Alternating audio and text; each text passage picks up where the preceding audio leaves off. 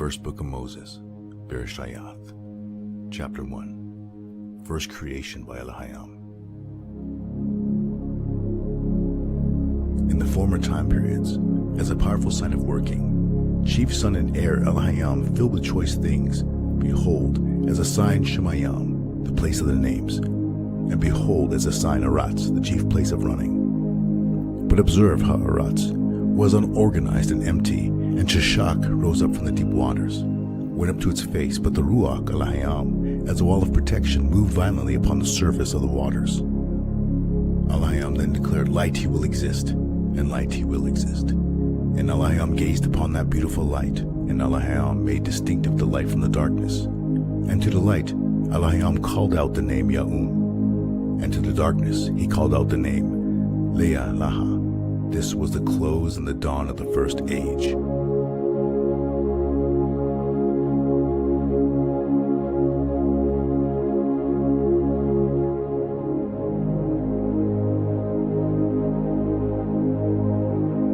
The Ketub Abarayath, or the Paleo-Hebrew, is a language over 5,000 years old. It chronicles a story branching forth from ancient time. His story, Yahweh. Walk into his story. Read the Paleo-Hebrew scriptures.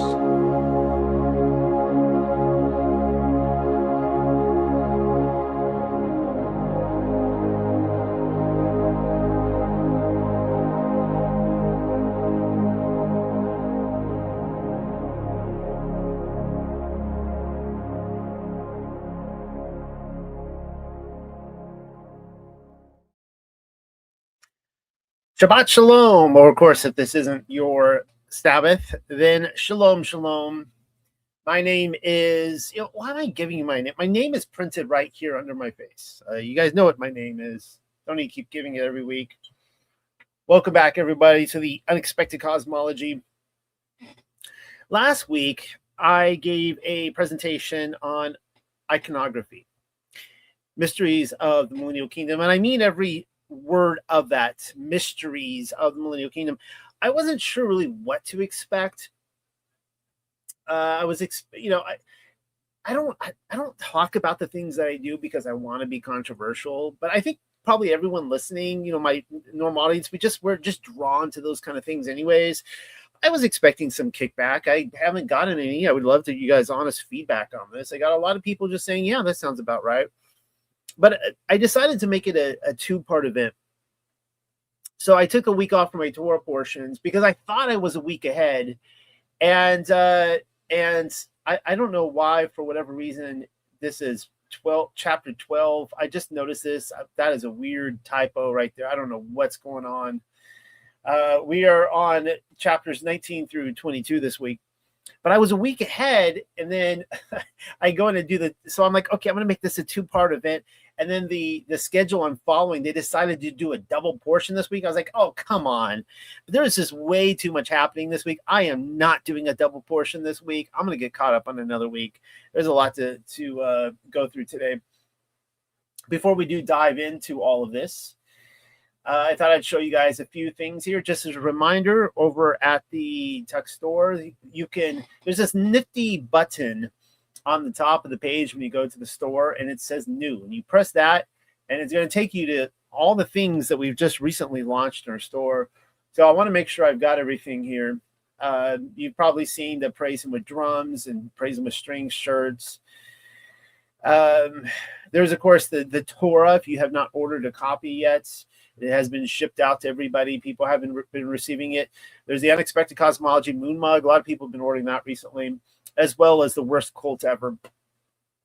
That's just the t-shirt there. If you go on the second page, you'll see the mugs. However, of course, there's good news in the night. My recent paper on iconography, 6 million, Greece, so on and so forth. We just put this in the store this week. If you haven't seen it yet, the You Are Here Moon Map Unexpected Cosmology shirt. So I'm always looking for things that be a great conversation starter, and I can't think of a better conversation starter at a party. You go to the family reunion, if you want to go there, you know what I mean, or to your friend's house or whatever, church potluck. You walk into the room with that, and it's a picture of the moon, and it says, "You are here." What a great way to introduce the moon map to everybody. And of course, these comes in white and black, so go pick up your copy. This is my latest poem I just put into Rakia. And this is a community project. You can see all the different people that have contributed poems here. If you would like to be a part of this, send it in, submit it to me. And I would love to read it and put it up. And of course, this one was based on my little girl's ballet recital a week ago. No, that is not a picture of her. She's not that old. But yeah, so if you want to know what was going through my mind as my daughter was dancing, there you are. There you can have it right there. And as a reminder, I'm trying to put more content on Patreon, exclusive content. One of the great things about being a Patreon subscriber is that you can get all the papers I come out with. You can go download them. You could redeem points with it. Every $1 you give to us, we give back to you in a monthly coupon.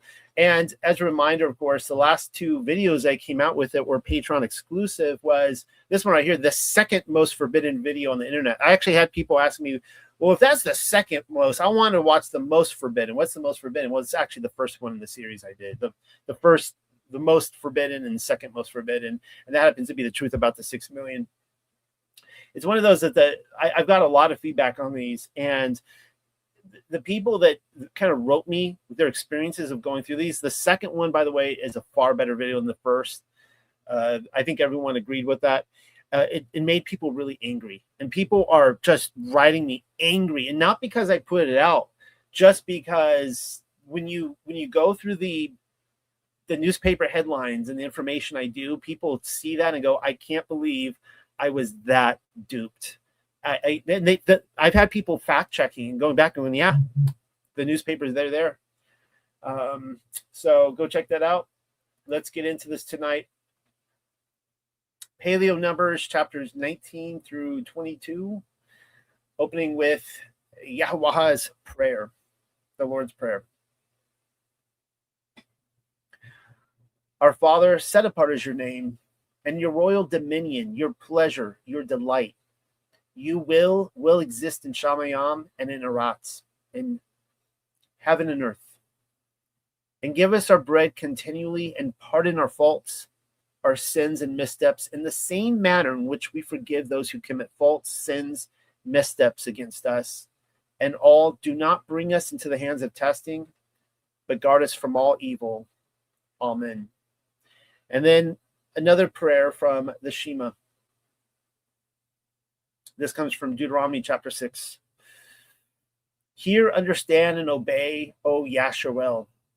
Yahuwah, Allah Yanu, Yahuwah Akkad. The Lord is one. And you have loved Yahuwah your Allahia with all your heart, and with all your nefesh, and with all your strength. And these matters, these words set in order, which I have commanded you this day, shall be upon your heart. And you shall teach them with sharp sayings unto your sons. And you shall set these words before them when you sit down in your house, and when you walk along the way, and when you lay down, and when you rise up. And you shall bind them for a strong, established sign upon your hand, and for bands between your eyes. And you shall write, Ketub, them upon the mazahuzah of your house, and upon your gates. Deuteronomy chapter 6 sounds serious, doesn't it? It's one of the reasons why I think that going through the Torah portions week after week is so vital to do. Now, before I dig into this tonight, I probably said this in past weeks, but one of the shows that my wife and I have really been into recently is The Chosen. We're about 5 years behind.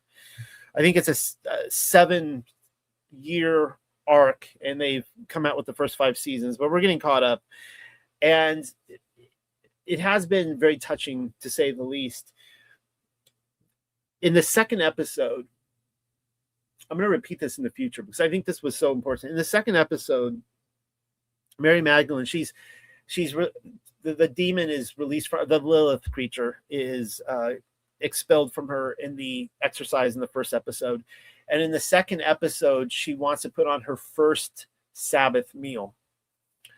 And so she is in kind of like the red light district, and she invites these other kind of, red light district lowlifes over to her house, and they're all seeking Messiah. And it's a very touching scene because she doesn't know how to put on a Sabbath meal. It's Friday night, it's sundown, and she's got all these people come over, and there's this empty chair there, and people ask, well, who's that for? And she's like, well, that's for Elijah. And somebody says, well, that's only for the Passover meal, the Seder meal. Like, you don't do that for Sabbath. And she's like, oops. Of course, the irony is that Messiah, Yahshua, actually walks over. He comes in and he sits down in that chair. He's not Elijah, but he sits down in that chair. And what I love about this scene is that she knows he's Messiah, and all of a sudden she's like really nervous and kind of blushing, and she doesn't want to speak out, but she wants to pray for the meal, and she asks him to pray. And he just looks at her and he goes, no, this is your house. It's your meal. I want you to pray for it. I want you to do whatever you're going to do. I want you to do it. And so she's really nervous, and she starts like reading from something, and she's kind of stumbling over her words. And you see Yahshua just sitting there, just taking it all in, and he's smiling, and he's so excited to see this childlike faith in her. And the reason I bring this up is because there are some of you out there who are tuning into this, who are investigating the Torah, you're investigating the Sabbath, you're trying to figure out if this is right for you. And I remember back in the day when the Torah was new to me, and the commands were so anthropological and kind of scary, And I would go into them going, I'm going to mess all these up. I'm not doing them right. I don't know how to do this. And at the end of the day, I honestly, I'm off kind of doing my own thing. I don't even know what the other Torah groups, the Hebrew roots groups, and so on and so forth are doing. I don't go to a synagogue. I don't go to a Torah group. This is it. This is the group. And at the end of the day, I want everyone to remind themselves that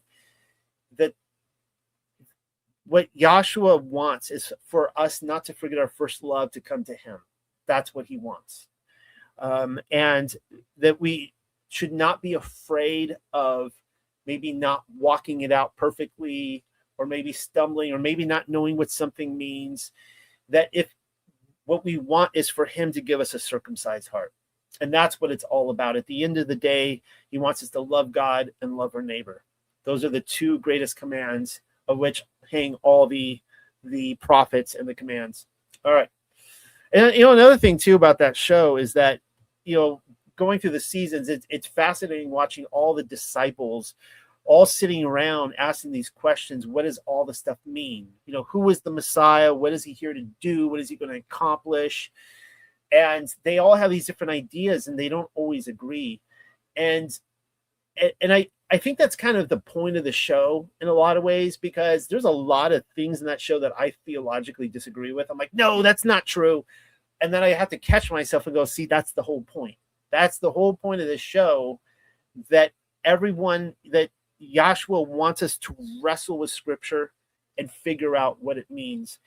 So when you find yourself in the position of becoming a Torah terrorist, and you're going out to these different social media groups, and you're telling people you're not saying the name right, or you're not keeping Sabbath right, or the right hours of the day, or the right calendar, or you just go down this list of stuff. Maybe it's one of those things where it's time to check yourself before you wreck yourself. That it's not about who has the perfect doctrine. As far as I'm concerned, the perfect doctrine is conforming to the image of our Father by caring for the widows, the orphans, the poor, loving God, loving our neighbor, so on and so forth. So that being said, let's dive into this, as I hope we're going to do year after year after year cyclically, and come to understand God's word. We're in Numbers chapter 19.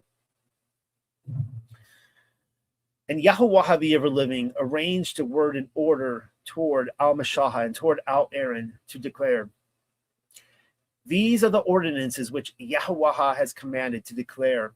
Arrange a word in order toward the sons of Yasharel, and he shall take for himself toward you a red heifer, complete, whole, sound, in which there is no blemish in her, and which has never ascended over her a yoke. And you have given her unto Eleazar the priest, and he shall lift up her toward the outside of the encampment, and shall slaughter her to his face. And Eleazar the priest shall take from her blood with his finger, and shall sprinkle over against the face of the tents of meeting from her blood 7 strokes of the anvil, and shall burn the heifer before her eyes, her skin and her flesh, and her blood with her fecal matter he shall burn. And the priest shall take cedar wood and hyssop and crimson worm crimson, and he shall cast these toward the middle of the burning of the heifer. And the priest shall wash his garments, and he shall wash his flesh in water. And afterwards he shall come toward the encampment, and the priest shall be unclean, contaminated until Ha-arab. And the one burning her, he shall wash his garments in water, wash his flesh in water, and he shall be unclean, contaminated until Ha-arab. And a clean man shall gather the ashes of the heifer, and he shall rest them from outside the encampment in a clean place. And these shall exist for the assemblies of the sons of Yasharel to be kept in custody for the water of impurity. It is for the purifications of sin. And the one collecting the ashes of the heifer shall wash his garments and be unclean, contaminated until Ha-arab. And this shall exist for the sons of Yasharel and for the stranger in their midst for statutes unto time of long duration. And he who touches against all dead nephash of Adam, he is unclean until Ha-arab, or dusk. He shall purify himself on the 3rd day, and on the 7th day he shall shine, be clean. But conditionally, if he does not purify himself on the 3rd day, on the 7th day he shall not shine, be clean. And any touching upon a dead nephash of Adam, which does not cleanse himself, he has defiled the mashkan dwelling place of Yahweh, and that nephash shall be cut off from Yasharel, for the water of impurity has not been sprinkled upon him. He shall exist unclean. His uncleanness continues upon him. My understanding, of course, of this passage is that if going into the tabernacle in the wilderness or later on the temple was a big deal, if you are unclean, don't do it.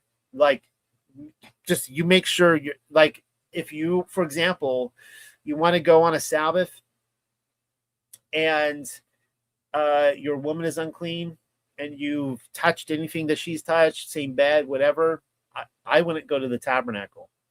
My understanding of the Torah, I would not go into the presence of Yahweh if I too am unclean. This is the Torah. If a man die in a tent, all who come toward the tent and all which are in the tent, he shall be unclean for 7 days. And every open vessel which lacks a covering of cloth over him, he is unclean. And any who touches against in the open field against one pierced with the sword, or perhaps against the dead, or perhaps against a bone of Adam, or perhaps against a grave, he is unclean for 7 days. And they have taken for the unclean from the ashes of the burn for purification, and shall place over him living water into a vessel. And a clean person shall take hyssop, and shall immerse it in water, and shall sprinkle over the tent, and over all the vessels, and over all the nafasha'uth which existed there, and over any reaching out to touch a bone, or perhaps against pierced, or perhaps against the dead, or perhaps a grave.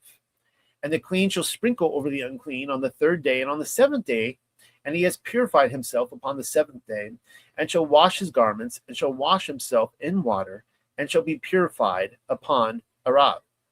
And the man who is unclean and does not purify himself, then she shall cut off that nephash from the midst of the congregation, for the set apart place of Yahweh he has defiled. The water of impurity is not sprinkled over him, he is unclean, and he shall exist to them for statutes of long duration. That he who has sprinkled the water of impurity shall wash his garments, and the one touching against the water of impurity, he shall be unclean until Arab. And all which touches against the unclean person is unclean, and any nephash touching against it shall be unclean until Arab. Now, I have commented many times how fascinating it is that certain events will happen in the Torah, and then additional commands will be put in place. Well, in this instance, it's talking about the uncleanness for 7 days, which matches 7,000 years of history. And it talks about a dead person. Well, it's interesting that we are now, you can see right here, there's no spoiler alert here. It says the death of Miriam. It goes from being unclean for burying a dead person, touching a dead person, straight to the death of Miriam.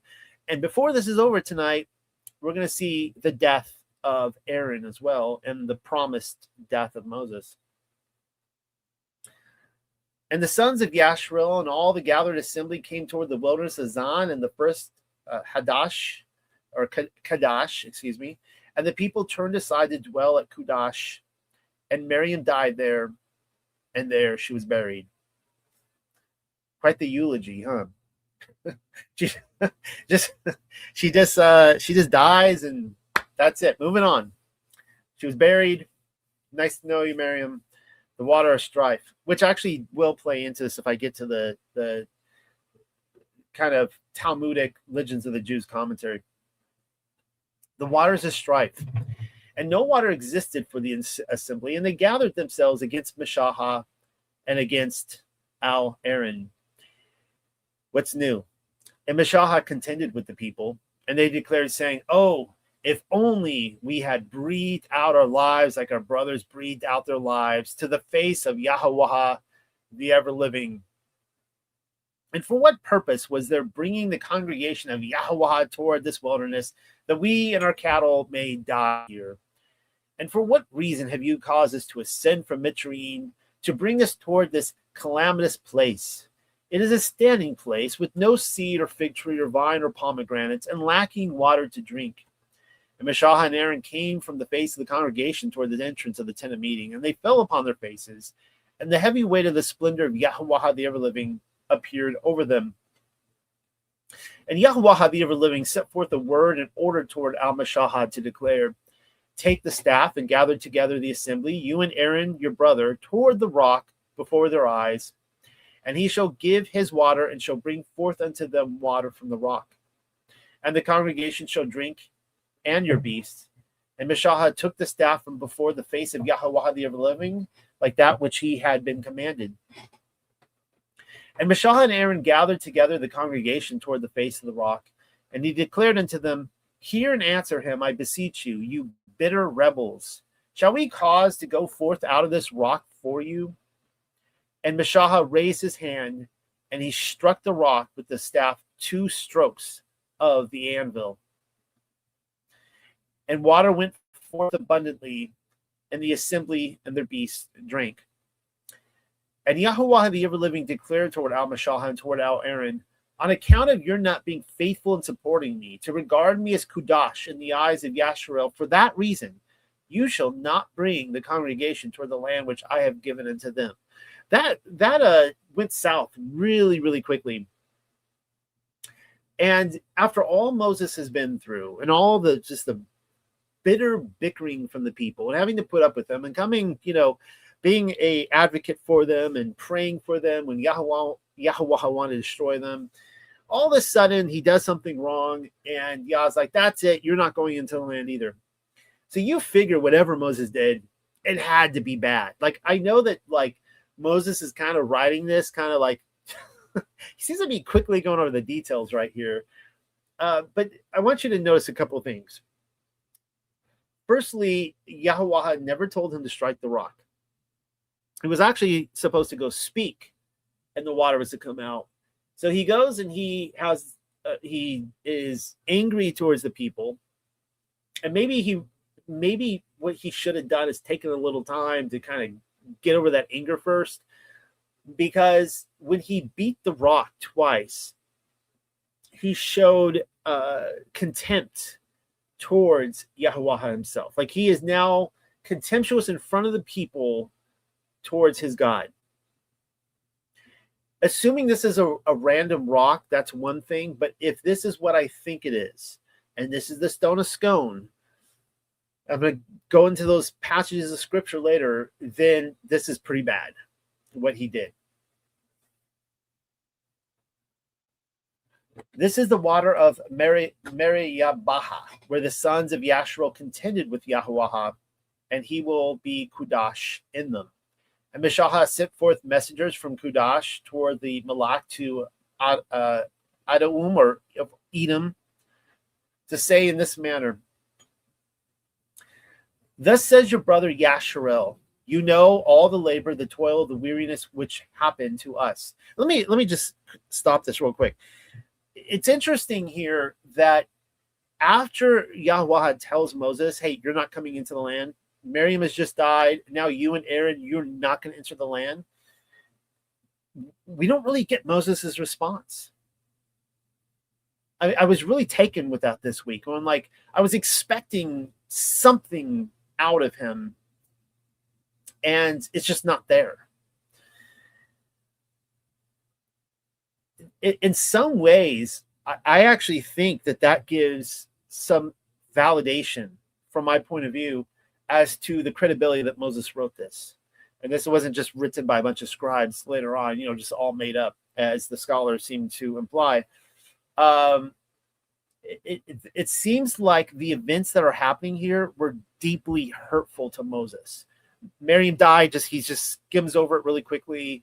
Though we know I think it really impacted him, and Aaron too. And this had to hurt. This had to be one of the biggest hurts of his entire ministry that just happened. You have the incident with the murder in Egypt.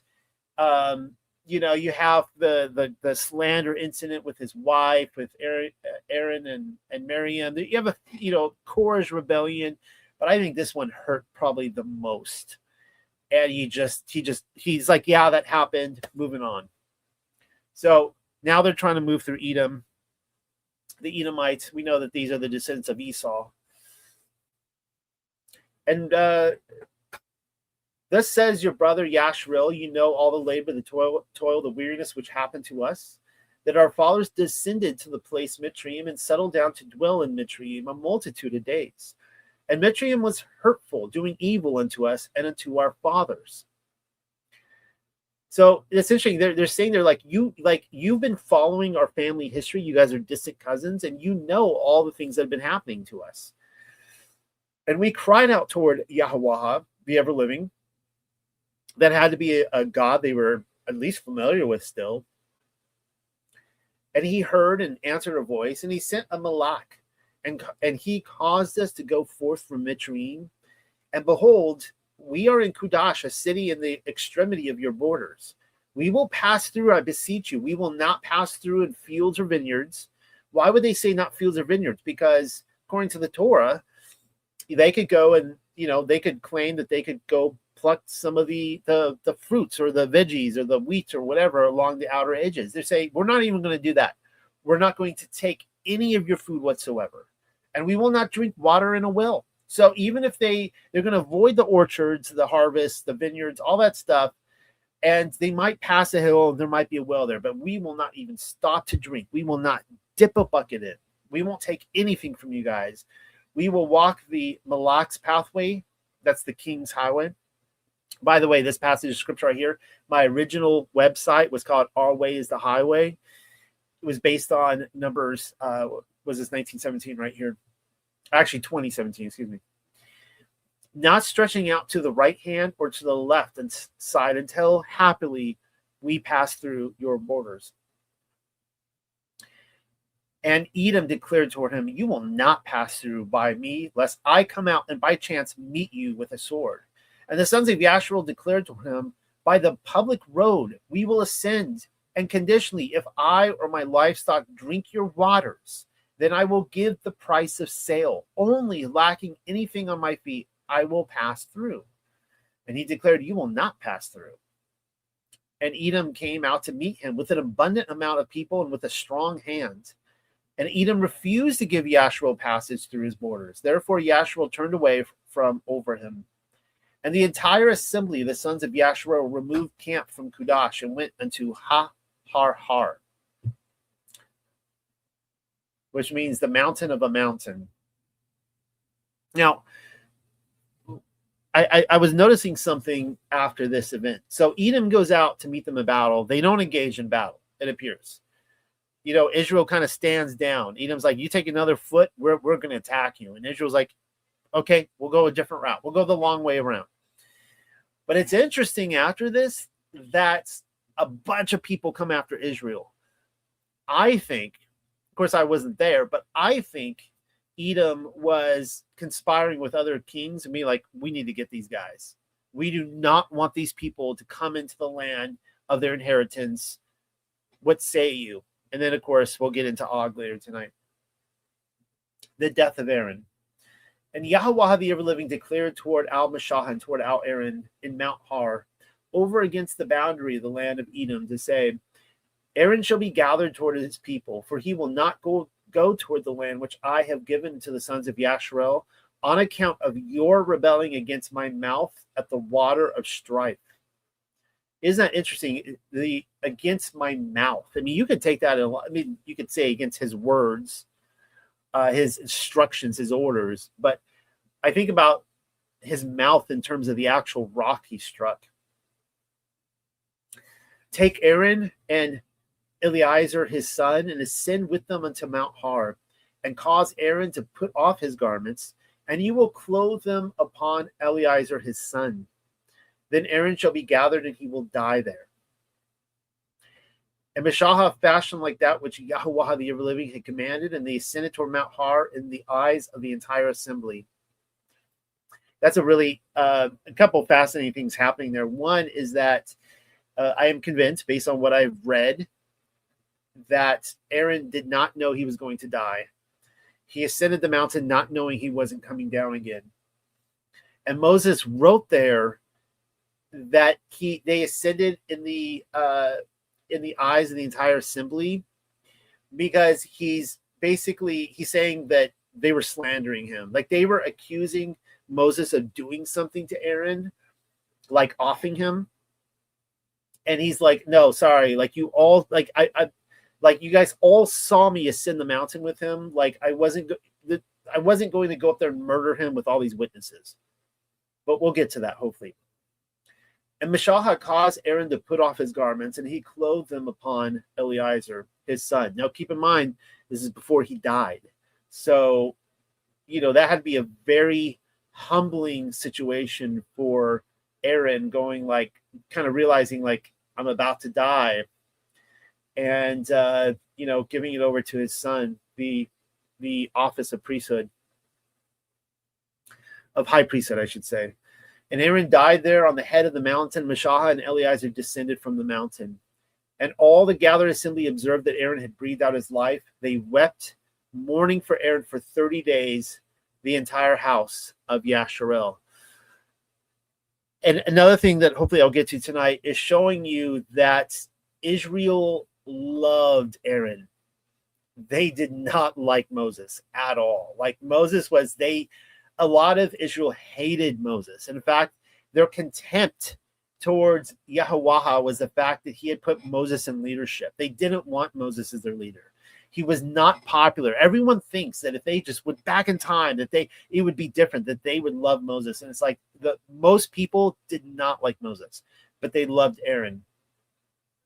And the reason being is that Moses was the judge. He was the one that had to enforce. He had to enforce the Torah and be like, okay, got to put that person down to death. Sorry, got to put that person down. And Aaron was different, because Aaron had a different heart, where he was more of a person of the people, where he was just all about, how do you say it? It's almost like he was all about the love of the Torah. Like, he was going out there and trying to get people to memorize Deuteronomy chapter 6 and so on and so forth. He was going out there and trying to get people to just be obedient in a way that wasn't judgmental. But we'll get to that as well. But again, he was in a place of a priest where, he wasn't the judge. Nobody likes the judge. And of course, our Messiah is both a priest but also a judge. Chapter 21. And the Kanu Anuya Malak Arad heard and responded. He inhabited the Negab, for Yashrael came by the pathway Athurayam,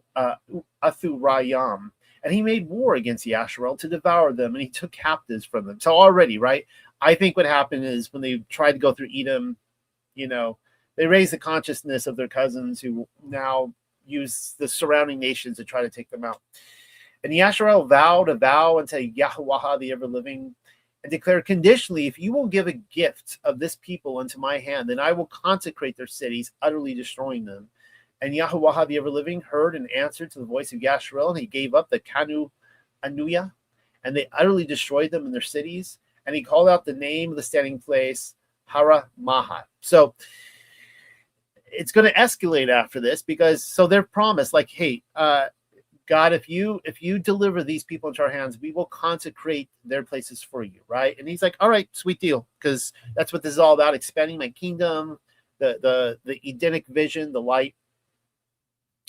And when they utterly destroy these people, we're going to see that this will raise it will raise King Og from the realm of the dead, from Bashan, as their protector.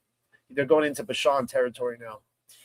And they lifted up from Mount Har, journeying along the pathway by the Saup Sea, for they had turned aside from the land of Edom. And the Nephash of the people were divided because of the journey. And the people set words against Alahayam and against Meshaha, what's new. For what purpose have you caused us to ascend from Mitzrayim to die in the wilderness lacking water? Aren't you guys sick of that? I'm sick of hearing the whining. And our Nephash loathes this despicable bread. I think one of the reasons that these Torah portions are so important, I think every one of us should force ourselves, assuming we have 40 years left on this earth, to actually have to go through this cycle 40 times to represent the 40 years of the bickering in the wilderness. And how many times must we read this before we realize, oh, that's us? Like, that's not some other people. Like, we are the people that are like bickering and whiny and ungrateful for our amazing lives. And we have it so good too. Of course, they had it really good too. It just goes to show that, like, it doesn't matter how good you have it. We're still going to hate our leadership that he puts over us. We're going to bicker. We're going to have contempt. We want it our way. The copper Nakash. And Yahweh the ever-living sent out us among the people the burning, poisonous Nakashayam. This literally translates to serpents. And they bit the people, and a great many people from Yashrael died. And the people came toward Al-Mashah and declared, we have erred, and we have set forth words against Yahweh the ever-living and against you. Intervene toward Yahweh, that he will turn aside from over us the serpents, the Nakash. And Mashah intervened for the people. And Yahweh the ever-living declared toward Al-Mashah, fashion for yourself a seraph. This is, short for, Pamela here puts, the word carries an interesting definition. Most often has it been translated into this passage as serpent or snake, and commentators state that it refers to a species of venomous serpent. However, elsewhere in Scripture, it is defined as a flying dragon, a winged serpent, or even an order of celestial being having 6 wings. And the PG there is for Pamela Glasgow, who's always keeping it PG too. So I'll be talking a little bit about that tonight, hopefully, if there's time. You know how it goes, if there's time, right? It's never enough time. Fashion for yourself a seraph, or a seraphim angel, which is connected with the serpent, the Nakash, same kind of related species, and place him upon a standard, and it shall exist. All who look upon him shall then live. If you recall last week, if you haven't seen it, I highly recommend you do. Iconography, Mysteries of the Millennial Kingdom. This is the centerpiece. This is what I focused on. This is why it was a 2-week event.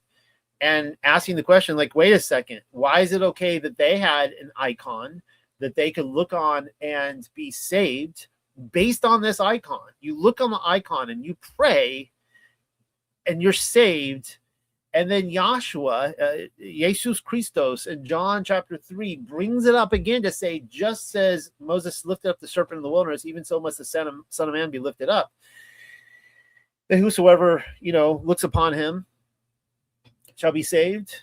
For God so loved the world, he gave his only begotten Son, that whosoever believes in him shall not perish but have everlasting life. That's according to the KJV.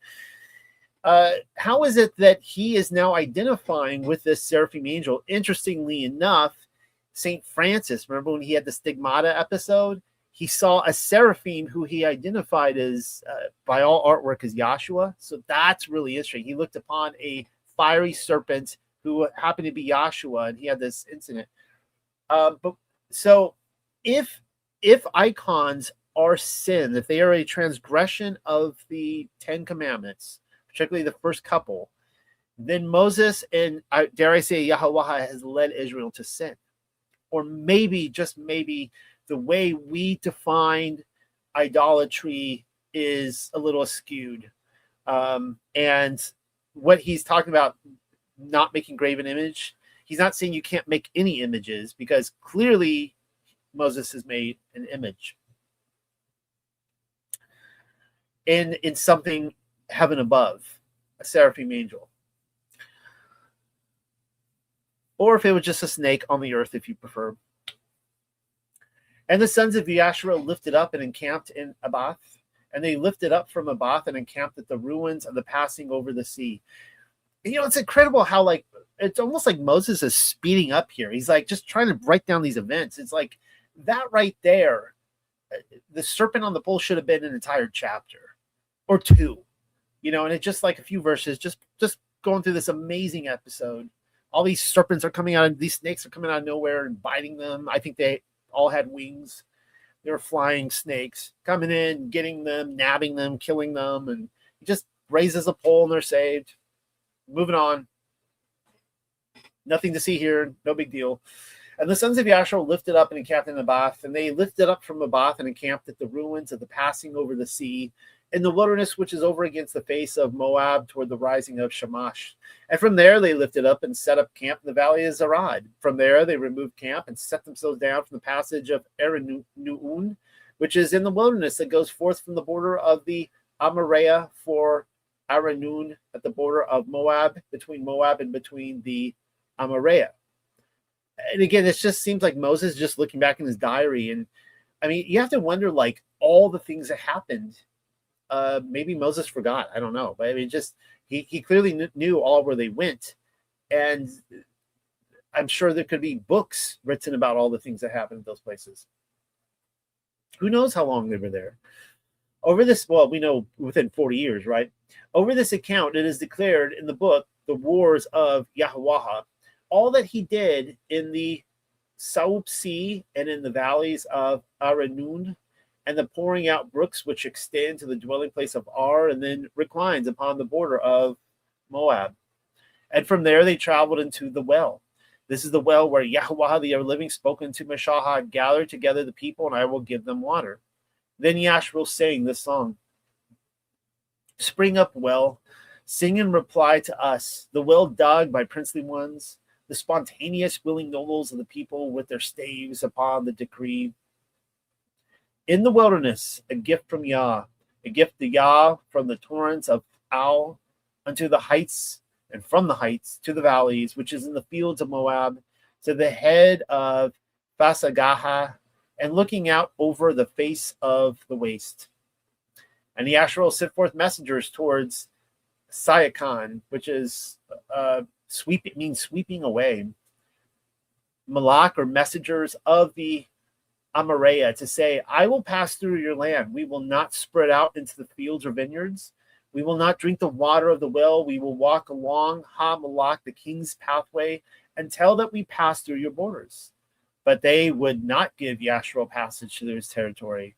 The Sayachan gathered together all his people, and he came out to meet against Yashua, and he came to Yahatzaha, which means the place that is trodden down, and waged war on Yashua, and Yashua struck him with the mouth of the sword and seized possession of his land from Erinun until Yabak, until the sons of Amaun For strong was the border of the sons of Amaun. Now, this needs to be noted. I'm not going to be talking about this later. It's one of those things where I completely forgot to add these notes until right now. You notice that here Moses is like, hey, again, just like with the Edomites, we just want to pass your land, man. That's all we want to do. We're not going to touch anything. We won't go through your vineyards. Won't eat any of your food. We'll pay you for anything we touch, any water, whatever, for our animals. And they're like, nope. Not only we're not going to let you come through, we're going to come and kill you, right? And so they did, and Israel struck them down and destroyed them. But you notice they didn't with Edom.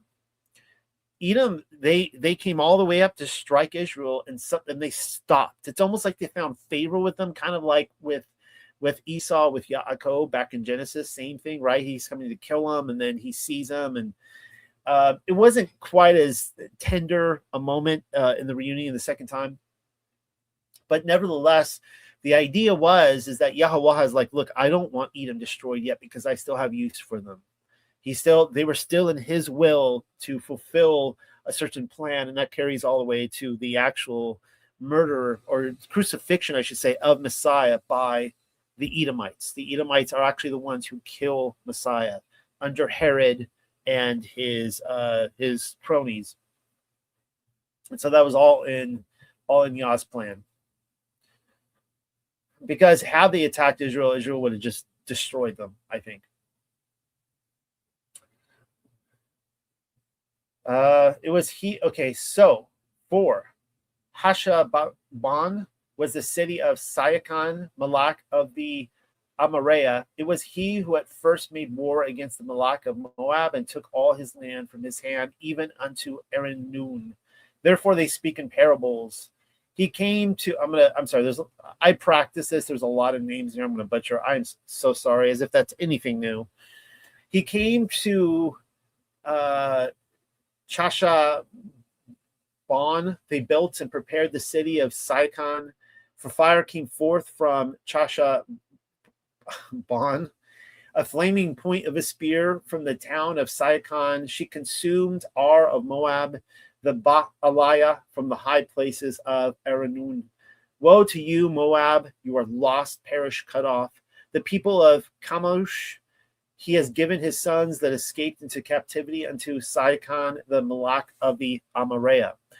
And we cast arrows, destroying him from Chashabon unto Daabon, and we have laid them waste unto Nupak, which, not Tupac, but Nupak, which reaches unto Mayadaba'a. And Yashurel settled down to dwell in the land of Amariah. The battle of Adarei. And Mishaha set forth men. We're almost done here. And Mishaha set forth men to tread about, exploring, spying Ya'azar, and they seized upon the villages and took possession of the Amariah there that were there. And they turned themselves and they ascended the pathway of the Bashan, and Og, Malak, or king of Ha-Bashan, he and all his people fought at Adarei. And Yahweh, the ever-living, declared toward Al-Mashaha, you shall not fear him, for I have given him into your hand, him and all his people and his land, and you shall work unto him like that which you fashion unto Syachan, Malak of the Amariah, which settled down to dwell in Hashabon. And they smote him and his sons and all his people until none remained, or was left to him a survivor, and they took possession of his land. Again, there's another incredible battle happened with the last of the Rephaim, who is a pre-diluvian. He existed before Noah's flood. I'll show you why. If you've never seen what my pointing that out before, you'll see why I believe that. And just a quick kind of footnote, just skimming right over it to get to Balak and Balaam, which we're going to see next week. It's going to go right into that incident. And the sons of Yashurel lifted up and encamped in the dry, arid region of Moab over against the side of the Yarden by Jericho. And so this is going to be the last stand going into Balaam, where they are. You can go there to this day. There's a huge, you could actually see each of the hills that Balaam went and went with Balak, and maybe I'll cover that next week. And the whole kind of valley meadow down there where all of Israel was encamped by the Jordan River. They're getting ready. They're like, let's cross over, let's take Jericho. And so that's gonna be the last stand. And so you can see they're getting really desperate there when they brought Og in, and even more when they bring in the great Balaam, the wizard of Egypt. But that'll be next week. This week review. Saw a lot of death, a lot of blood this week. We saw the death of the red heifer. That's what we started out with. Saw the death of Miriam. The waters of strife. I put strike there. That's a typo. A lot of typos in this tonight. But the waters of strife, where Moses strikes the rock, and as a result, he is told that he will die before entering the promised land, which stinks because he's so close. I mean, we ended the storm portion. They are inside of it. They could see the Jordan River, and they just have to cross it. And nope, sorry, Moses, not going to cross over. Edom will not. That just goes to show, like, guys, like, I mean, I think there's a spiritual lesson to be learned here, gleaned, that it doesn't matter what prayer you said when you're 12 years old. Like, any one of us could mess this up at any time in our lives. We could be a year away from, we could be like in that final lap of the marathon, right? The final lap, and the finish line is in sight, and you stumble and fall, and you mess it all up. And I won't say none of the past matters, because Moses, it did matter. He lived a very humble, godly life. Nevertheless, there were consequences. Edom doesn't let Israel pass. Aaron dies. Nations show up to kill Israel. We see the Nakash, the serpent, put up on the pole, and Og shows up. A lot happens. So let's start talking about the red heifer. Yes, there is Red Bull right there. In the great tradition of finding meaning in all different sports drinks and soda drinks and company logos, I suggest to you that the Red Bull is the conflict between Cain and the sons of Seth, or the sons of Adam. Of course, we know that Cain killed Abel. So we're going to look at Abel as a heifer prototype in the book of Enoch. And then, of course, Seth takes that over, and the tradition carries down to Mashiach. So this is what it says right here, chapter 85 of Enoch, depending on your translation. And after this, I saw another dream, and I will show the whole dream to thee, my son. And Enoch lifted up his voice and spake to his son Methuselah. To thee, my son, will I speak. Hear my words. Incline thine ear to the dream vision of thy father. Before I took thy mother Edna, I saw. So there is a Mrs. Enoch. If you were unaware, her name was Edna. I saw in a vision on my bed, and behold, a bull came forth from the earth, and that bull was white. And after it came forth a heifer. Along with this later came forth two bulls, one of them black and the other red. Now, my suggestion to you tonight is that the red heifer, again, is a Messiah prototype. And so one of the, when, aside from the fact that I believe that Yahweh is Yahshua, if you don't even agree with that, okay, fine. But you want to look for Messiah through the Torah, he's still all there, right? I mean, they're starting out with Cain and Abel. And that black bull gorged the red one and pursued him over the earth. And thereupon I could no longer see the red bull. But that black bull grew, and the heifer went with him. And I saw that many oxen proceeded from him, which resembled and followed him. These would be the sons of Cain. And that cow, the first one, Enoch just called Eve a cow. Can you believe that guy? I'm sure Eve is just like the nerve. I mean, she was still alive at this time, right? So she's like, the nerve. I saw what you wrote here. You're calling me a cow? And that cow, the first one, went from the presence of that first bull. That would be Adam, the first bull, in order to seek that red one, her son Abel, excuse me, but found him not, and lamented with a great lamentation over him, and sought him. And I looked till the first bull came to her and quieted her. And from that time onward, she cried no more. And after that, she bore another white bull. And after him, she bore many bulls and black cows. Now, it's interesting there that the Seth is referred to as a white bull. But Abel was a red heifer.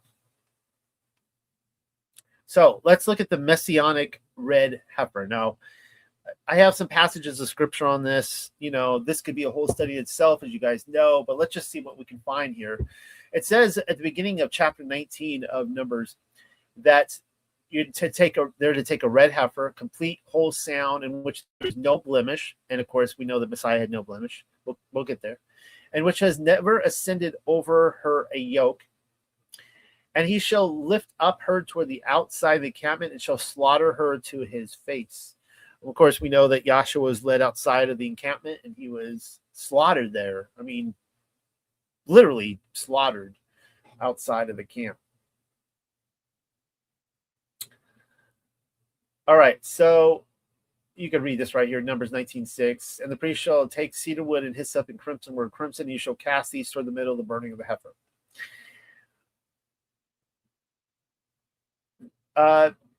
All these here, and the word red ties in with Adam.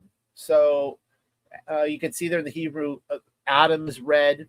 Adam means the first man. Adama means ground and land, and Dam means blood. So all in the word Adam, we have blood, ground. He came from the ground, right? He was like the first golem. He was formed from the earth. Yahweh breathed into him. He's the first man, and of course, he's red. So let's look at Yahshua, Messiah, as the unblemished red heifer. In 1 John 3:5, it says this: Behold, what manner of love the Father hath bestowed upon us, that we should be called the sons of Elohim. Therefore the world knows us not, because it knew him not.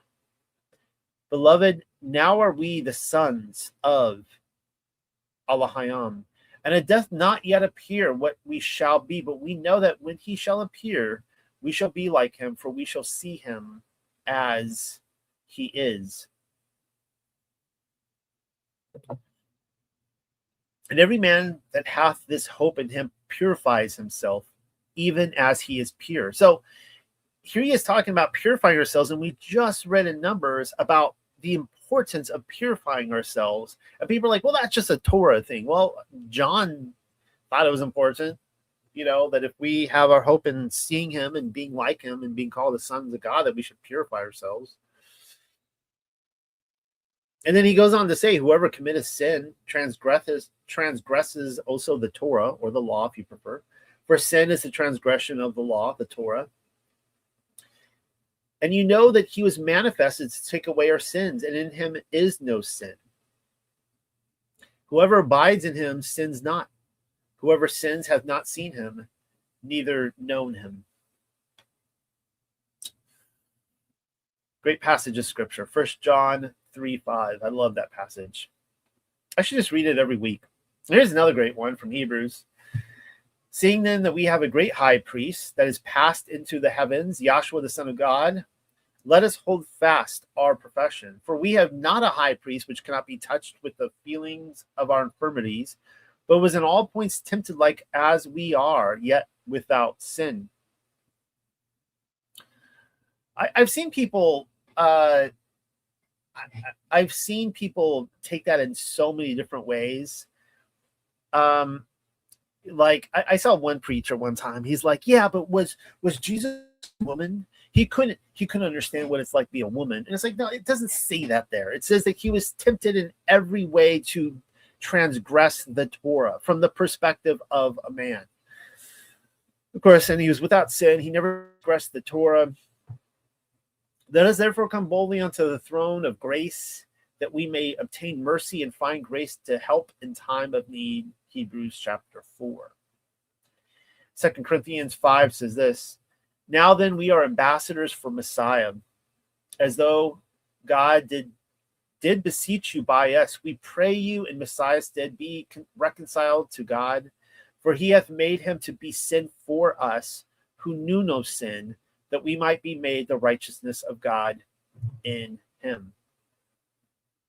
One of the things I was really thinking about this week, and I've never done a study on it, and I really need to, is for those out there claiming that he cannot be an atoning sacrifice because of the Torah forbidding human sacrifice. And I would love to do a whole study on that, because I obviously please do not sacrifice a human being. Please don't ever do that. Like, if you ever feel it, just don't do it. All right. Can't kill somebody. But of course he gave his life freely. And I'd love to do a whole study on that sometime. 1 Peter 2:24. And what I love here is about Peter is that a lot of people I've seen people, particularly the anti-Paul crowd, will try to push this idea of the atonement, that Yahshua was our atonement, that was a Paul theology, that it's incorrect. It's not compatible with Torah.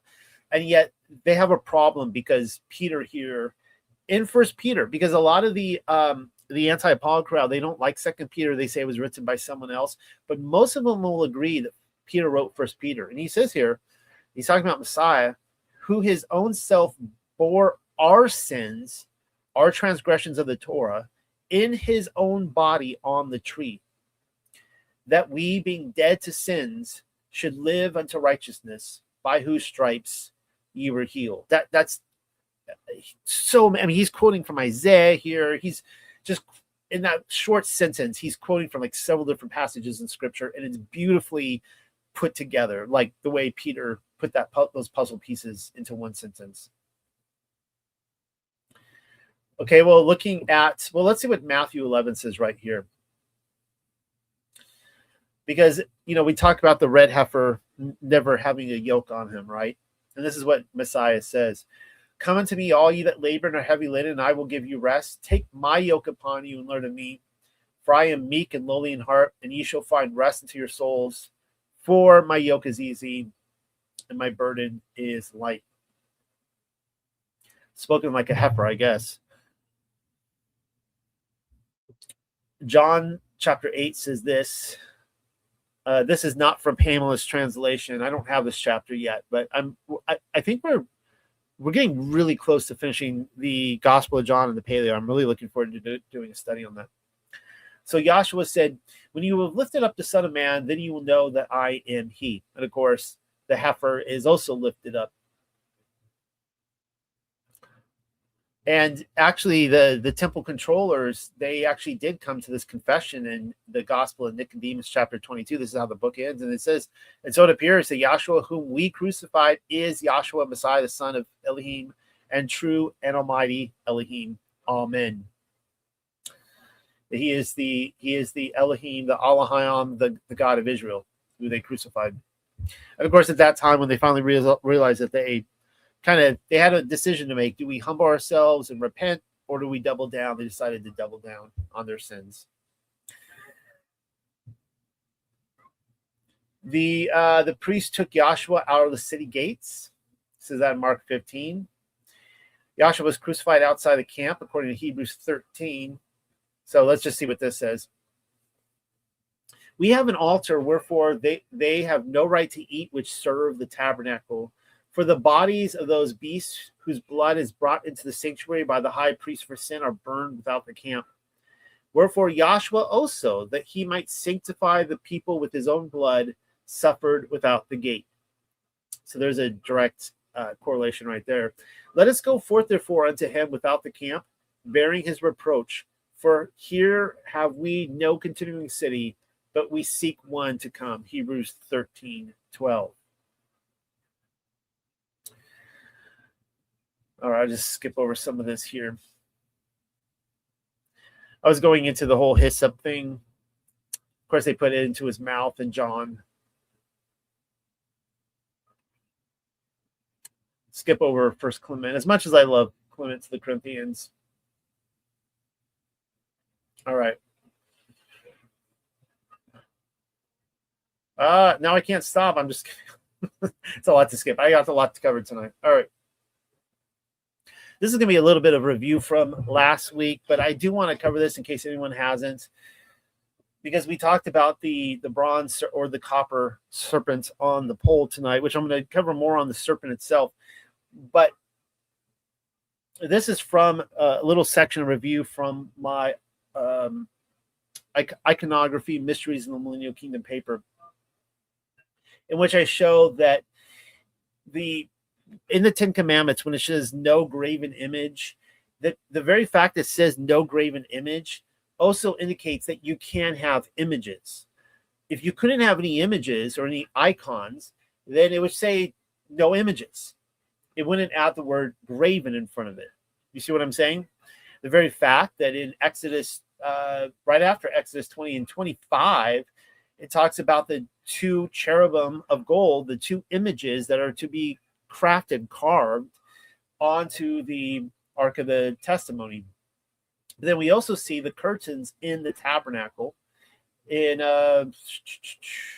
is this also chapter 25? Yeah, that they would have put in the actual curtains. They were to embroider cherubim into the curtain. So it's not just on the Ark of the Covenant. There are the curtains that even if you couldn't go in the Holy of Holies, there are many who would still see these curtains. But then Solomon, he goes way overboard. I didn't even want to do the math on this, but you can see this illustration. They're huge. He put in these massive, I don't know why these cherubim look like seraphim in this illustration, or why they have like goat hooves or cow hooves or whatever. I have no clue what was going through the artist's mind in this. Nevertheless, it's a good example to show that Solomon decided in the first temple to put these massive, he put them everywhere too, huge carvings of cherubim angels. Now we know that Solomon went south and that he became very idolatrous, but not at the time he built the temple. So in my paper, I asked everybody to once again revisit Exodus 20 and to look at the order of events. And these are the three that occur. There shall not exist to you secondary gods, Alahayam, Akarayam, to my face. All right. So you're not to have any other gods to my face, because he is a jealous God. The next is, you shall not fashion, working by labor, to yourself a graven image.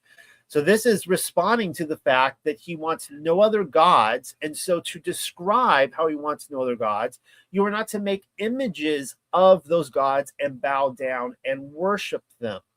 That's what makes them graven. And he says there, so he's, okay, no secondary gods. Don't make images of these gods for the purpose of what? To bow down to them and to serve them. Don't do that. For I am a jealous God. All right. And it took me a long time to actually see that. It was one of those things. I gave an example last week that it's like those 3D magic pictures from the 90s that were really popular. They were like static, wavy, kind of pixelated, different colors, kind of pink and purple and green and stuff like that. And they would sell these like in like science stores in the shopping mall. They were kind of a big deal for a few years. Probably made a lot of money. My parents had no money. They were in the ministry. They were gifted one. It was framed, and they proudly put it on their wall, like when you walk in the front door. Eventually, a few years later, it kind of moved to the back of the house. You know, they kind of kept it, you know, after it lost its excitement. It was no longer a cultural thing. But they wanted people, you know, when you walk in the house to see this awesome, you know, poster that was framed. And I used to get so frustrated with it because I'd look at it, I wouldn't see anything. I thought people were hoaxing me. Like, there's nothing to see in this. It is just staticky, wavy lines. There's nothing there. And then one day, all of a sudden, it's just boom, the space shuttle pops out. I think it was the rings, like a Saturn with the ring. And I saw it. And I lost sight of it. And then I focused on it again, and it came back out, and I tried to hold on to it. And eventually I got so good that I could just walk down the hallway, and my peripheral vision, it would just pop out at me, right? And that's what these 10 commandments are like for me here. Because I went through that phase for a while where, like, no, I think it's saying that, like, you can't have, you know, statues, or you can't have, you know, even like images and artwork. Or I went through that phase. And a lot of people in the Hebrew roots, they really do push for that interpretation of this. And they'll say that having iconography is idolatry. Well, then you've made Yahweh now into a contradiction in the commands that he gives and causing Israel to sin. All right. That's just a little bit of review on that. And then eventually, of course, we went through this copper serpent scene here, where if this is again a graven image, then Moses and Yah have caused Israel to sin by looking upon this icon to be saved, to pray to it, to worship God through this actual icon. And I brought up earlier how Yahshua personally uses the example in John 3, here it is right here, 3:14 through 21, that he is just like that copper serpent that is raised in the wilderness for the salvation of mankind, that anyone who would look upon him would be saved. Now, you get to Hezekiah in 2 Kings 18. He's the first great iconoclast of the Bible. If you don't know what an iconoclast is, that is somebody who is against iconography, right? They want to basically destroy, they want to say it's idolatry and destroy all this artwork or statues or what have you. It could be like, say, the Virgin Mary, the Madonna child, things like that. That's, say that's idolatry. That's an iconoclast. The thing is that I pointed out here with Hezekiah was, first of all, he was a very righteous king. It's interesting that he didn't bring it into the monetary system. He wasn't a perfect king. He was a righteous king. And what happened is that these Israelites, or people of Judah by this point, they decided to start worshiping this bronze serpent that Moses had made as though it were an actual god. And they called it some stupid, retarded name like Snaky or whatever. They started trying to feed it food and things like that. They went full retard. All right. And instead of correcting their theology and saying, it really is like a 90s term, like it's gay that you're worshiping this actual Snaky. You gave it this stupid name. It's not a living entity. It's fake. It's just bronze. It's copper. It can't save you. It's supposed to direct you to our actual Savior in heaven. He didn't correct their theology. He went and destroyed it. It became an iconoclast.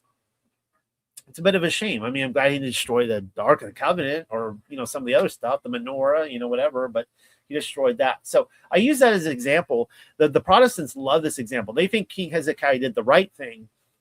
And I look at it going, I'm sorry. I think like if he did the right thing, it means that Yahweh and Moses led them into sin. And he didn't lead them into sin. So we have a conflict of interest. There's some heads being butted here, and there's something very wrong about this. Now, moving on, here's some great, by the way, Greek Orthodoxy over there. You can tell on the left, that's probably a Greek Orthodox icon. One of the ways you can tell is the gold background. That's the uncreated light of Yahshua.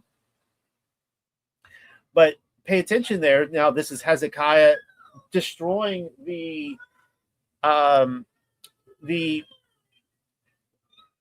my children are being loud out there. It's distracting me. They're destroying the serpents on the pole, but look at what it is. It's a type of a basilisk type of creature. It is a serpent with wings. You see the same thing over here. They actually draw a snake, but it has wings on it, which is really fascinating. Now, I've never done a whole presentation on this, but all around the world, you see, it's not just in Egypt. It's not, I think you see in South America. Of course, you see it all through Europe. I'll give you a couple illustrations of this. But back in the ancient world, this was a thing. And so this is from Papua New Guinea. This is a witch doctor's mask. There's a bit of an irony here because, first of all, this is a witch doctor, as far as we know. This is some sort of practitioner of magic, right? And look at what's on its head there. This is it's a symbol, like a wood carving of a witch doctor, but look what's on its head. It's a serpent it's got a long neck with a serpent's kind of a beak snout. It looks like it could be a snake. It could have a beak snout. It's kind of hard to tell, but it's got wings that come out. And those who have looked at it, you can see this is from genesispark.org. It's a young earth creationist website. I recommend going there. They have some great information on these creatures. They commented how it had all these tassels or strings coming down from it, and they think it's because these had it wasn't just leathery, but they actually had some sort of feathers on them that they're trying to replicate. My daughter just walked into the room. Going downhill tonight really quickly. So here is a medieval carving. This is wood. I would love to actually see this in person. This is a basilisk. Hold on here. I got to get my daughter out of the room. Okay, my wife just this is RV living. I'm in a room in my RV right here. This is a I've lost my train of thought. Where was I? This is a medieval carving of a basilisk. I would love to see this in person. And you see a lot of these. So, and this comes straight out of Egypt. Let me give you a few examples here. Actually, this is coming from Numbers 21 in the Aramaic Targum. I found this fascinating. So this whole incident, it says right here, and the bath coal fell from the high heaven and thus spake, come, all men, and see all the benefits which I have done to the people whom I brought up free out of Mitzrayim. Now, the bath coal here is, a feminine voice. This is the Holy Spirit. This is wisdom speaking. I made manna come down from them from heaven, yet now turn they and murmur against me. So here you can see the blasphemy of the Holy Spirit happening, right? Even though you can think that it might be, like, who feeds you, right? Mama feeds you. Mom puts the food out in front of you. Your father might be the one who is he's the provider of the house and everything, but mom is the one that sets the table. And she's like, look, I gave you all this manna and look how you're treating me. So when you could see why Yahweh or Allahayam is getting upset here, right?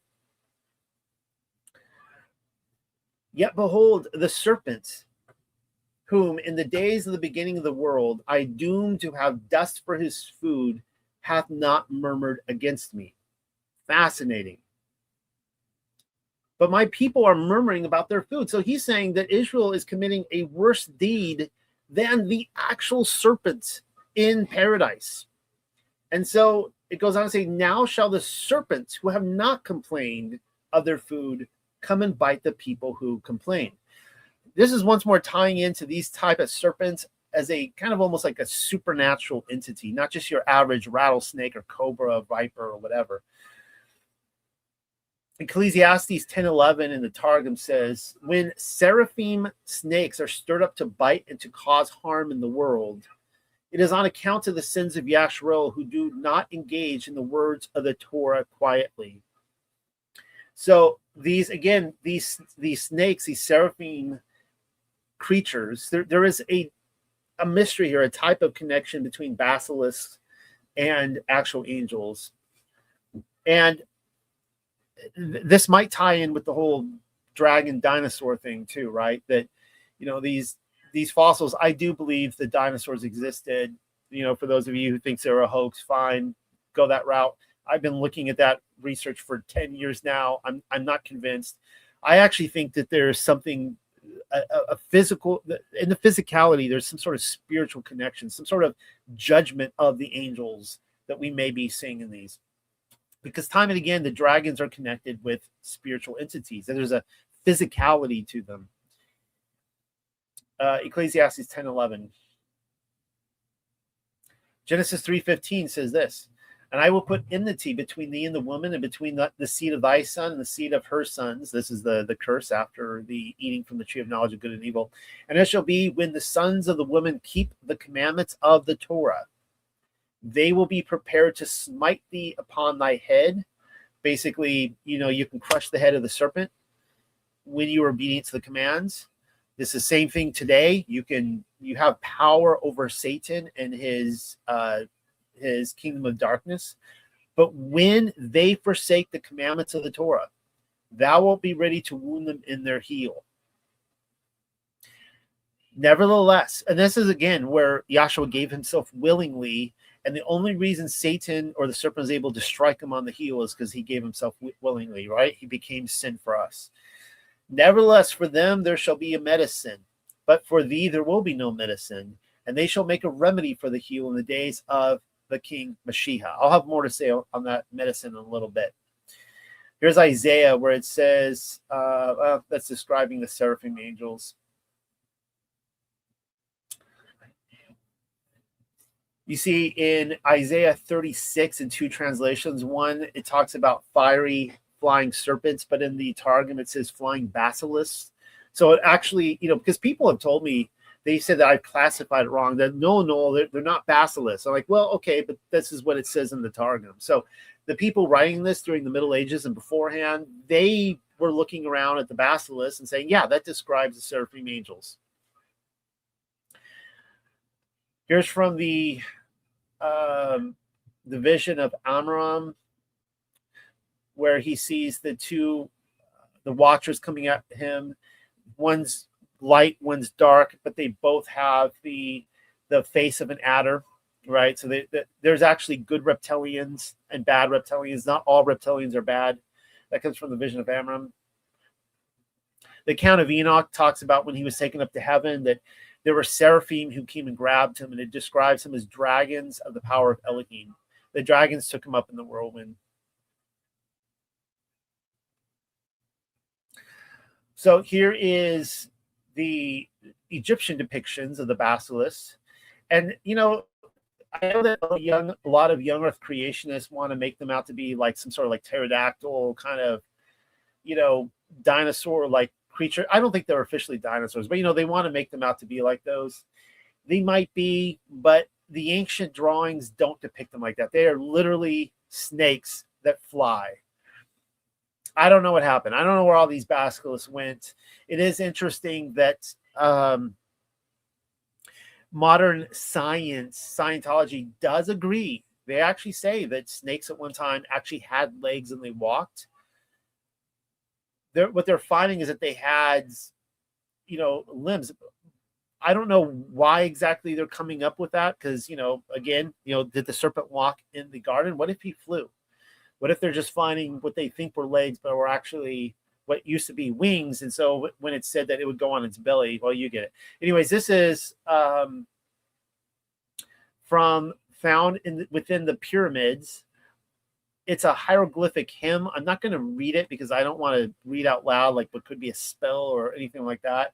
Nevertheless, you can see here that it's actually talking about these seraphs. It's actually talking, and these are the seraphs. These are the snakes. So when the Hebrew Bible is describing them, there you go. Here's some of the medieval depictions that we see in their books.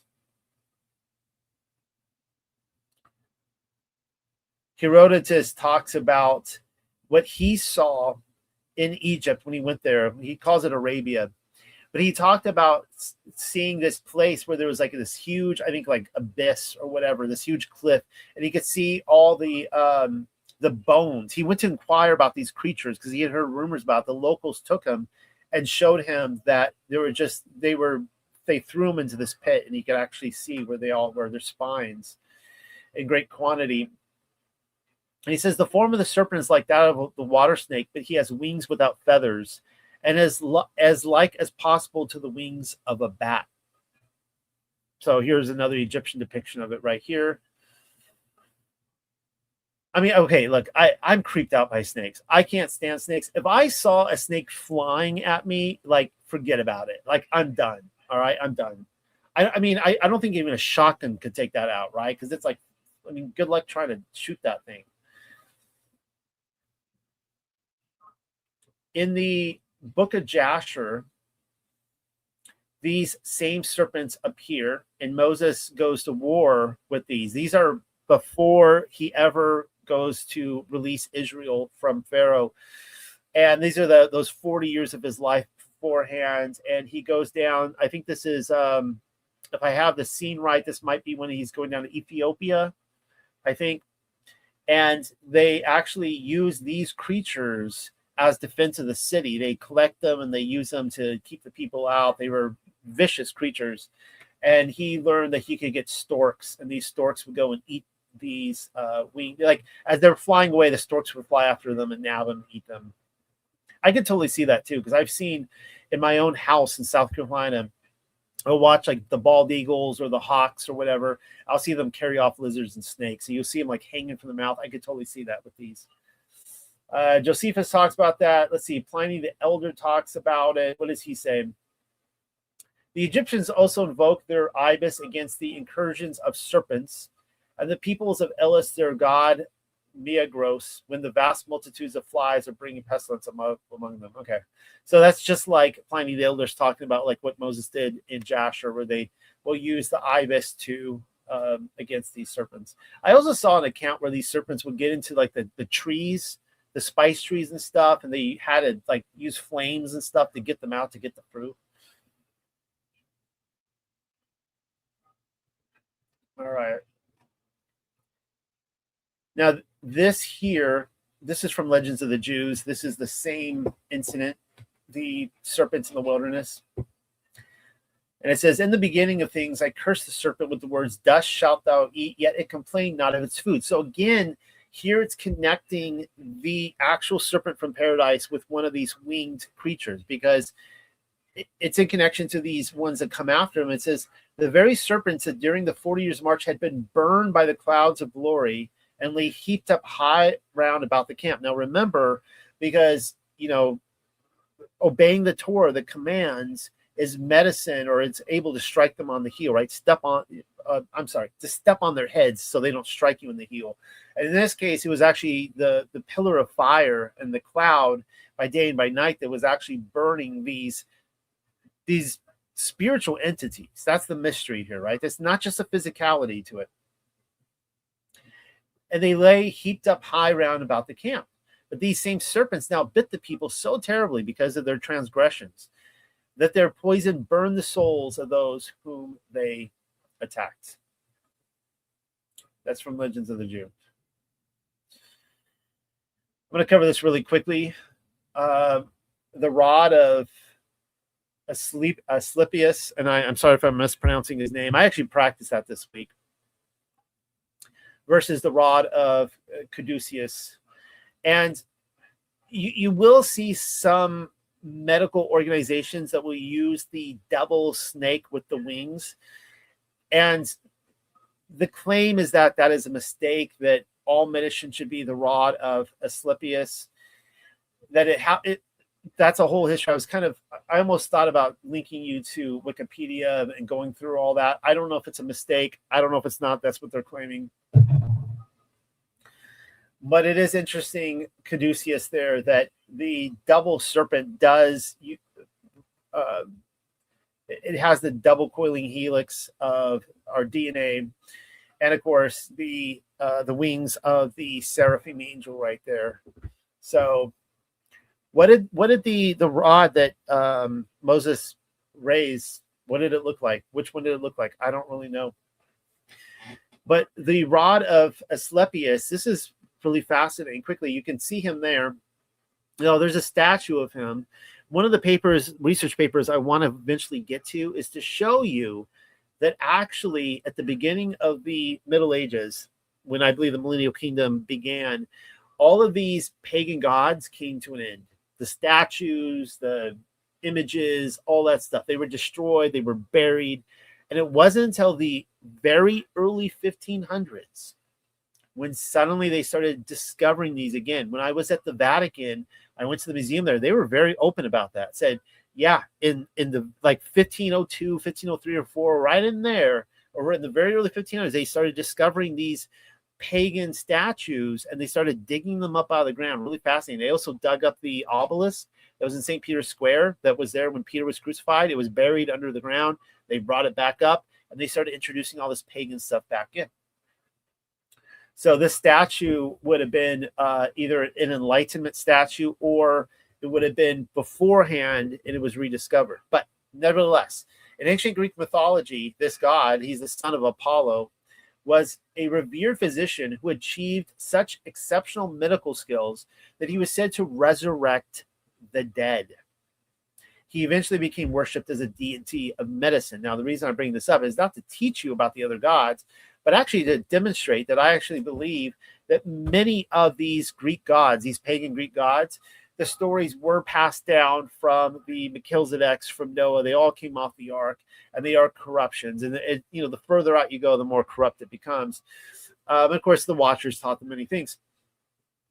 Nevertheless, I think that rather than the bronze serpent being pagan, I personally believe that it was legitimate and paganism copied off the truth.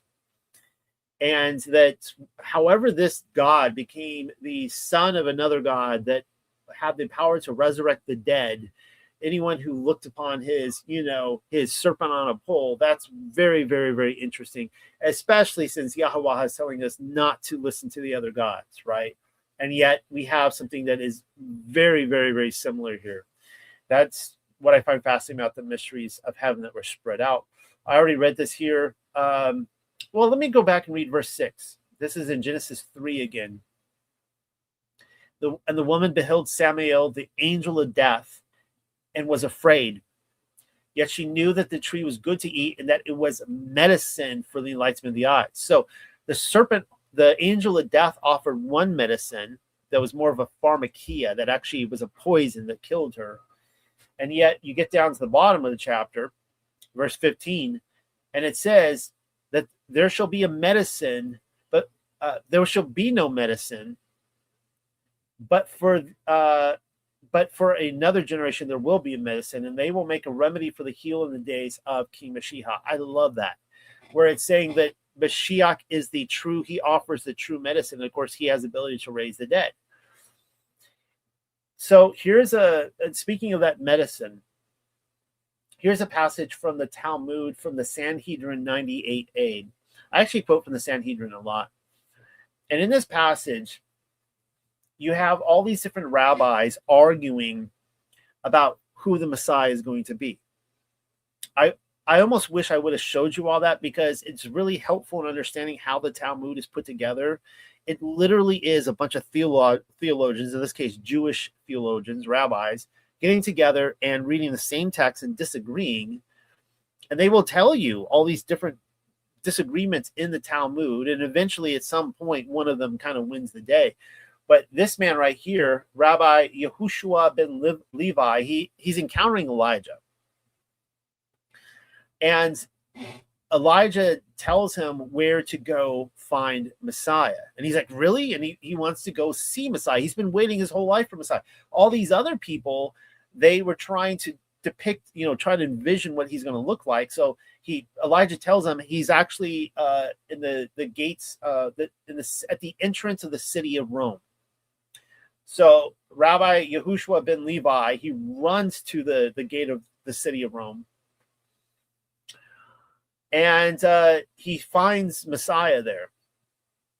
And to his astonishment, he's sitting among the poor who suffer from illnesses. I find this really fascinating. Is there some sort of truth to something like this happen? Because all these other guys, they're thinking he's going to be this great warrior. He's going to come and destroy Rome. But the true Messiah, he's sitting there with the sick at the entrance of the city, healing them. And nobody's looking at him. Nobody looks twice at him. None of the other Jews care to look at him. And he asks him, he says, when are you going to come? Basically in your glory. And the Messiah said to him, today. So this rabbi goes back and he finds Elijah again. And he complains to him and he says, he can't be the true Messiah because he lied to me. He said that he was going to come today. And then Elijah's response is that he said that he will come today if you will listen to his voice. And it seems to be implying that these rabbis, they weren't listening to his voice. Like they were so determined to see a Messiah who did not come that they refused to see the Messiah who did come. I kind of wonder if there's a bit of a confession there in the Talmud. I find that really fascinating.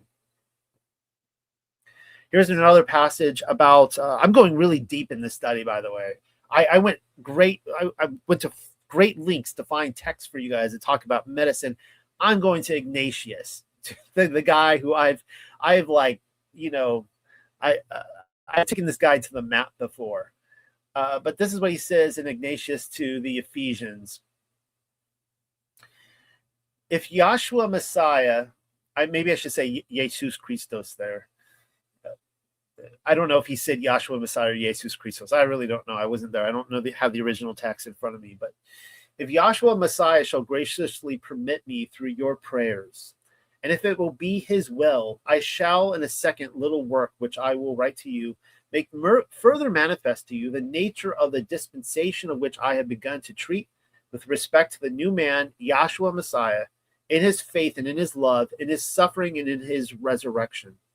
Especially will I do this if the Lord, or maybe it says Adonai or Yahweh, I don't really know, it wasn't there, make known to me that you come together man by man in common through grace individually in one faith and in Yahshua Messiah, who was of the seed of David according to the flesh, being both the Son of Man and the Son of God, Allahayam, so that you obey the bishop and the presbytery with an undivided mind. And this is talking about, we see time and again about being in contempt of authority. And this is something we've lost today. Like people are just contemptuous towards everybody. Everybody needs to be exposed. Everybody needs to be disobeyed. Everybody has their own private interpretation. You know, and this is something that was a problem from the very beginning, by the way. You see that in these early writings. I think that even, like, put this to application, like, let's just say there's a ministry leader out there and you don't agree with him. Like, you don't have to be in his community. You don't have to fall under his authority. But I really do think, I used to scoff at what I'm about to say, but I have a fear of Yah that I'm not going to, like, attack other ministry leaders out there, unless if they're just like blatantly wicked or something like that, right? But that's not really usually the case. It could be that they just have revelations from Yah that I don't have, and I have to remind myself that maybe they know something I don't know. And so maybe if I'm criticizing or attacking them, I'm actually attacking or criticizing Yah. And that puts the fear of God in me. But anyways, it says, breaking one and the same bread. What is this bread?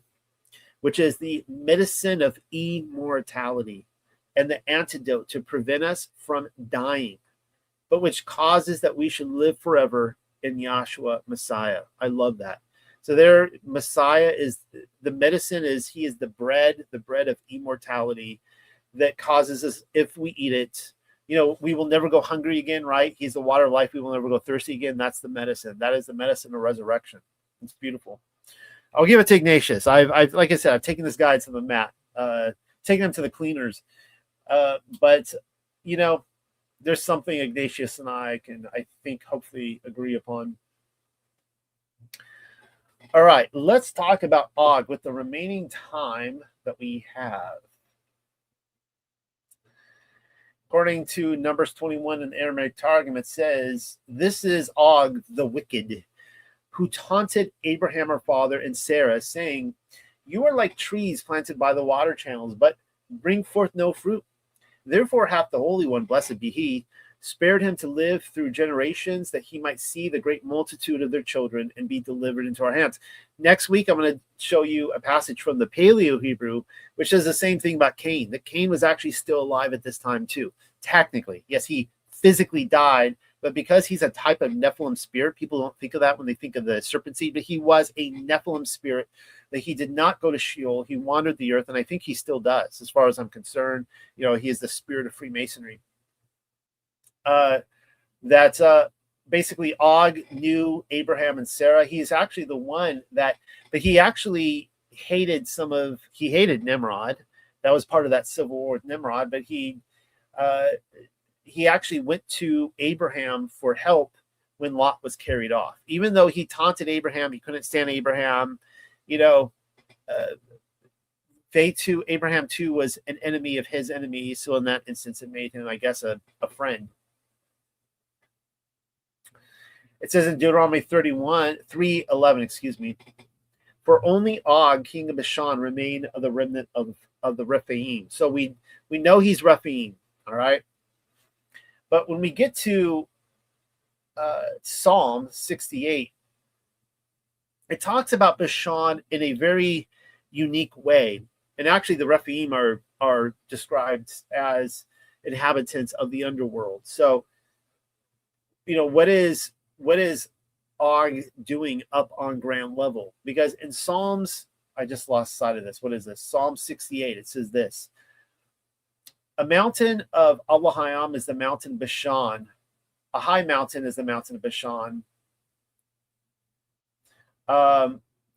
Yahweh has said, I will bring again from Bashan, I will bring them again from the depths of the sea. And what seems to be describing here is Bashan is being described as a physical location on the earth, but seemingly a connection to the underworld, that there is a literal connection to Sheol here. It's a bit of a mystery, but when you get to Bashan in modern day Israel, you can go to the grotto of Pan, and there it is right there. There would have been a temple complex over that kind of lake there, that underwater cistern or whatever, was a grotto of Pan. And this is the very place where Mashiach says in Matthew 16 that he called Simon Peter for the first time. And it said, and Yahshua said to them, and you, what do you suppose about me? And they're all, he's asking a question. The disciples are like, well, some people say you're John the Baptist, whatever, because John the Baptist has just died. And Simon, whom we call Petros, replied, you are Mashiach, that is Christos, the son of the living Elohayam or Elokoyam, who has come into the world. And Yahshua declared toward him, happy are you, Simon Bar Jonah, or Yauna, because flesh and blood has not revealed this to you, but rather conditionally my Father who is in heaven, in Shamayam. And I firmly declare unto you that you are a stone, and I will build upon you a house of prayer, and the gates of Gehenna shall not be able to prevail against you. So here he is right here at the grotto of Pan, connected to King Og, Bashan, the underworld, where they literally they recognized this was a gateway to Sheol, that he's giving this declaration that the gates of Gehenna themselves, a Sheol, hell, whatever you want to call it, will not prevail against you. There's a 5th century BC Phoenician tomb inscription that gives new light to Og. And it says, and if anyone seeks to open the sarcophagus and to disturb my bones, Og will seek him out, the strong one, and with all the assembly of the gods. When this was discovered, it brought totally new light to what happened in Numbers with King Og. And this is why I said, like, they're going and they are just wrecking these other nations. These other nations, they do not want them to cross the Jordan, do not want them to come into Canaan. They are just wrecking them. And so in their desperation, who did they call upon? Og, right? Their protector from the underworld. And he seems to come up and attack them. And there's, again, a physicality to him because they do kill him. Here's what it says in the book of King Og, chapter 5, verse 20. And Ogiah stepped forward and, okay, this is really very violent. This is like NC-17 violence right here, just so you know. This is, again, I need to point out the most blasphemous book I ever read, the book of King Og.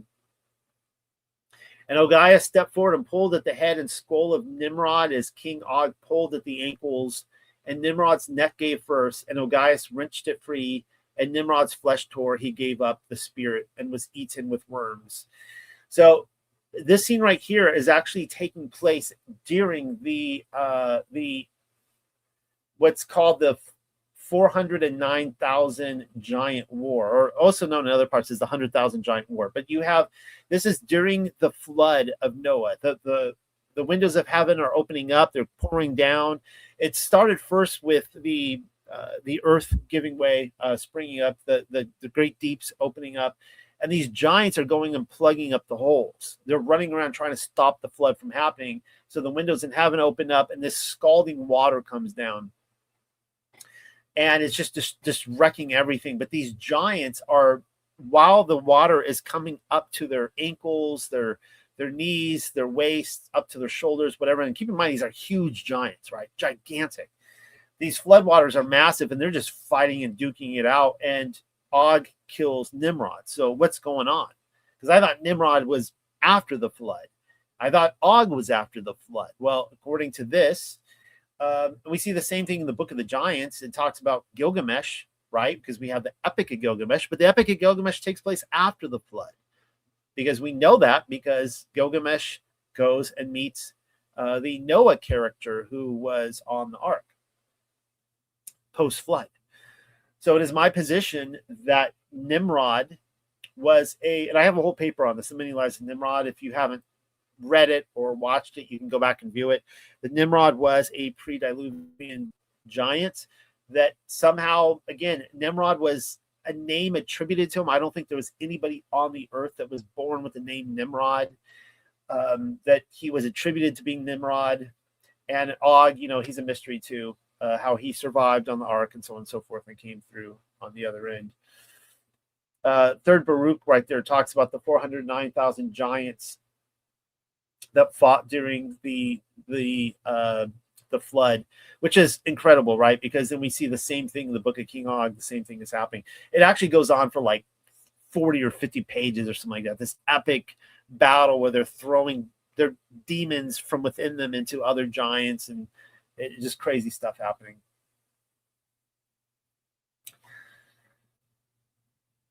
All right. I'm just going to skip some of this. I want to close tonight with the death of Aaron. And this is what it says right here. This is Legends of the Jews. As a sign of a special favor, God communicates to the pious the day of their death, that they may transmit their crowns to their sons. But God considered it particularly fitting to prepare Moses and Aaron for impending death, saying, "These two pious men throughout their lifetime did nothing without consulting me, and I shall not therefore take them out of this world without previously informing them." So again, you can, if you, rather than just disagreeing with this, you can look at the passage, and it clearly says that in Numbers, that Aaron's death was ceremonious in the sense that Moses and Aaron's son Eliezer, who I think is Elijah, they personally escorted him up to the place of his death. And it was ceremonious in the sense that he derobed and gave it to Eliezer. Well, when this happened, this is what it says. When the Israelites saw this, so there's an incident right before they go up to the mountain where Aaron seats himself Moses has Aaron seated at a different place at the table. And Israel is rejoicing because they think now Aaron is taking Moses' seat because they don't like Moses. They want Moses dethroned. So they're rejoicing because they're like, Aaron's in control now. We like Aaron. He's going to make life easier on us. They rejoice greatly, saying, Aaron now has a higher degree of the Holy Spirit than Moses. And therefore does Moses yield to him the place of honor in the center.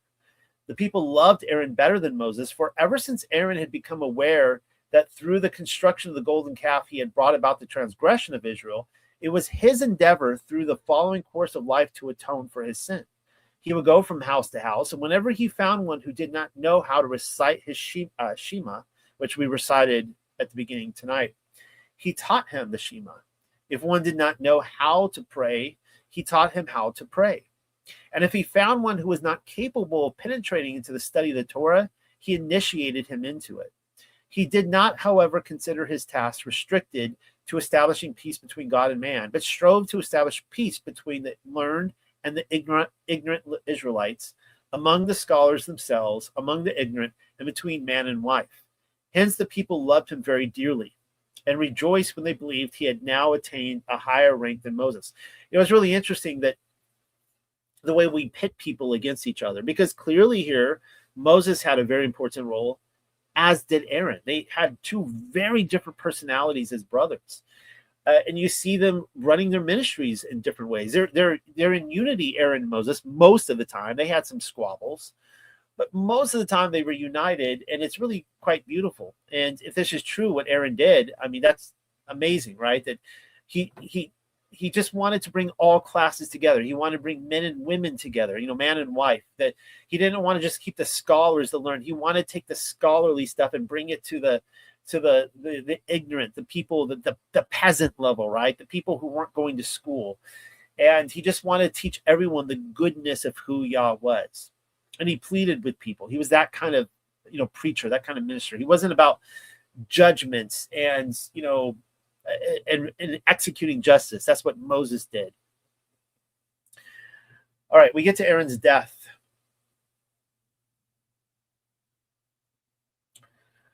So they're going up this mountain. I'm not going to read all this to you, but Aaron, he doesn't know. He's kind of like Abraham and Isaac. Isaac hasn't put it together yet that he's potentially going to be a sacrifice. Aaron doesn't know that this march with Moses is taking him and his son. He's like, sure, I'm coming with you, Moses. Where are we going? And Moses doesn't really want to tell him what's going to happen. They finally, the reason why they strip him of his garments before he dies is so that the garments don't become unclean. And he's going to take him into a cave, and he tells Aaron, look, there could be, dead people in these caves. It could be people buried here, and we just want to make sure that we put this on your son first, so that we don't defile the clothing. It says, after Eleazar had put on the high priest's garments, Moses and Aaron said to him, wait for us here until we return out of the cave. And both entered it. At their entrance, they beheld a couch spread, a table prepared, and a candle lighted, while ministering angels surrounded the couch. One of the things I love about this passage, it sounds like something straight out of like Camelot Arthurian literature. Like knights going out into the woods and they meet some lady or some mystical knight there, and they've got this table, spread with candles and chairs, and they sit down with them. So the same thing is happening here. And the reason for why Aaron is being given this treatment is actually quite beautiful. I need to get to it.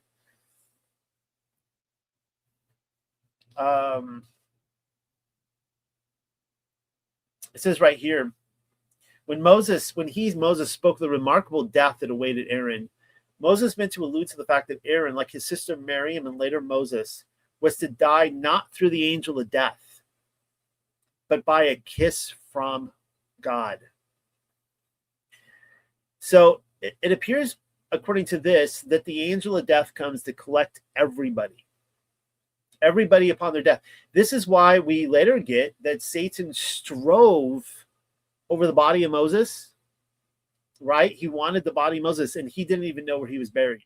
He's the angel of death. He comes to collect people, and he wasn't permitted, not just with Moses, but Aaron and Miriam too. So even though all three of these siblings are being, I guess, punished for their deeds, Elohim still is not forsaking them, and he loves them. I mean, that's beautiful that they died by an actual kiss from Elohim himself. That's how I want to die. If I could choose how to die between the angel of death or a kiss from God, what do you think you're going to pick? It says, Aaron lay down upon the adorned couch, and God received his soul. Moses then left the cave, which immediately vanished. Again, this reminds me of like Arthurian literature, where some mystical castle that you go visit, you dine with the lady there in the mystical night, and then it all vanishes and nobody ever sees it again. The reason being so that none might know or understand how it had happened. When Eleazar saw Moses return alone, he said to him, "Oh, my teacher, where is my father?" And Moses replied, "He has entered paradise." Now, the reason I put this in red is this really had my attention. I don't know where Legends of the Jews is sourcing this. Usually I can find where they're sourcing their information. And I looked and said, well, I was trying to look in the Talmud or anywhere. Did Aaron or Moses or Miriam enter paradise? I could not find any reference to that. It appears they all went to Sheol. But according to this, they received a kiss from God, which all three of them were transferred to paradise. I would assume that if Moses was truly hidden from the angel of death, there could be a number of angel of deaths, right? But if it's the job of the angel of death to transport the person to Sheol, clearly he had a job to do, and he wanted Moses to take him to Sheol. So there could be a case to be built here that they did not go to Sheol. They went straight to paradise. So even though they couldn't enter the physical land, they were still able to enter the spiritual land. Don't take it up with me. Take it up with the text. But I think there's a case to be made. Then both descended from the mountain into the camp. This is where it gets really pretty good. When the people saw Moses and Eleazar return without Aaron, they were not at all in the mood to lend faith to the communication of Aaron's death. They could not at all credit that a man who had overcome the angel of death was now overcome by him. 3 opinions were then formed among the people concerning Aaron's absence. Some declared that Moses had killed Aaron because he was jealous of his popularity. I could totally see that. Like that's exactly the kind of thing, like in the, even this is pre-internet days, but I could just totally see this.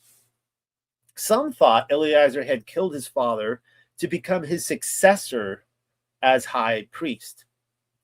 And there were also some who declared that he had been removed from earth to be translated to heaven. Satan had so incited the people against Moses and Eleazar. Remember now, because Satan, he wants the body, right? He wants the soul. That he had so incited the people against Moses and Eleazar that they wanted to stone them. What's new? Moses hereupon prayed to God, saying, "Deliver me and Eleazar from this unmerited suspicion, and also show to the people Aaron's buyer, that they may not believe him to be still alive, for in their boundless admiration for Aaron, they may even make a god of him." God then said to the angels, "Lift up on high the buyer upon which lies my friend Aaron." That's a nice phrase to be called by God, his friend. "So that Israel may know he is dead and may not lay hands upon Moses and Eleazar." The angels did as they were bidden, and Israel then saw Aaron's buyer floating in the air, while God before it and the angels behind intoned a funeral song for Aaron. God lamented in the words, "He entereth into peace. They rest in their beds, each one that walketh in his uprightness." Whereas the angels said, "The Torah of truth was in his mouth, and unrighteousness was not found in his lips. He walked with me in peace and uprightness, and did turn many away from iniquity."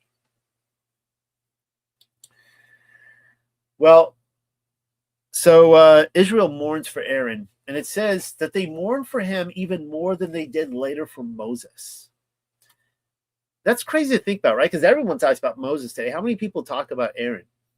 For the later, only a part of the people shed tears, but for Aaron, everyone shed tears. Moses, as a judge, was obliged to mete out justice to the guilty. Who wants that, right? So, and there were a lot of guilty people in Israel. So that he had enemies among the people, men who could not forget that he had pronounced them guilty in court. Moses, furthermore, was sometimes severe with Israel when he held up to them their sins, but never Aaron. The latter loved peace and pursued peace, loved men, and brought them near to the Torah.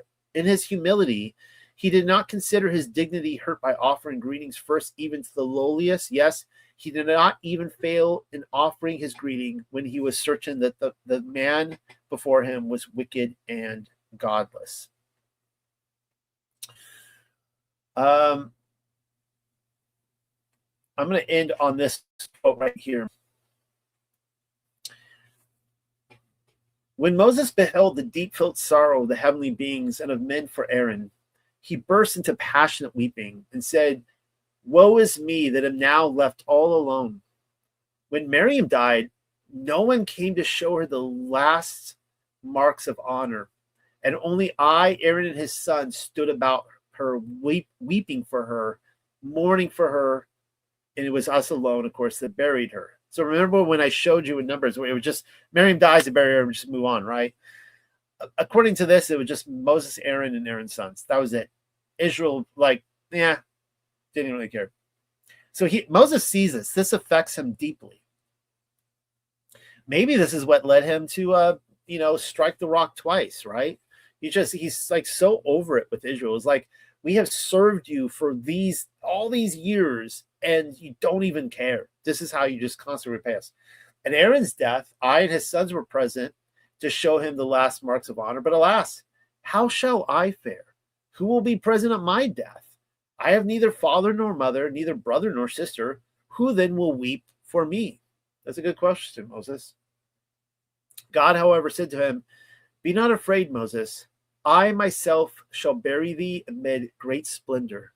And just as the cave in which Aaron lied has vanished, that none may know the spot where Aaron is buried, so too shall no mortal know thy place. As the angel of death had no power over Aaron, who died by the kiss of God, so shall the angel of death have no power over thee, and that thou shalt die by the kiss."